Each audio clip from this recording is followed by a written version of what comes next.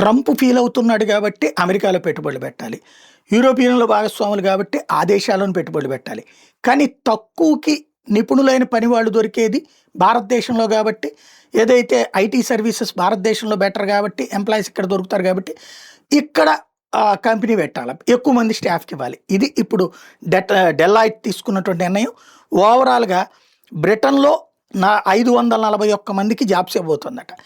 అమెరికాలో 664 మందికి. అదే సమయంలో భారతదేశంలో ఇప్పటిదాకా 1704 టోటల్‌గా 50,000 కొత్త ఉద్యోగాలకు రెడీ అవుతుందన్నటువంటిది చెప్తున్నారు. ఇప్పటికే 140,000 ఇండియన్ ఎంప్లాయీస్ ఉన్నారు. ప్రతి నలుగురిలో వీళ్ళకి సంబంధించిన సంస్థలో ఒకళ్ళు భారతీయులు అన్నటువంటిది ఇప్పుడు అది ప్రతి ముగ్గురిలో ఒకళ్ళు భారతీయులు అనేటటువంటి దిశకి రాబోతుంది. ఓవరాల్‌గా చూస్తే హోమ్ కంట్రీ కంటే కూడా హోమ్ కంట్రీ బ్రిటన్‌తో కంట్రీ కూడా భారత్ మీదనే ఎక్కువ కాన్సంట్రేషన్ చేస్తుంది. Deloitte South Asia CEO Romal Shetty చెప్తున్నటువంటి దాని ప్రకారం అయితే 50,000 న్యూ హైర్స్ ఉంటాయి అని మంగళూరులో ప్రకటించారు.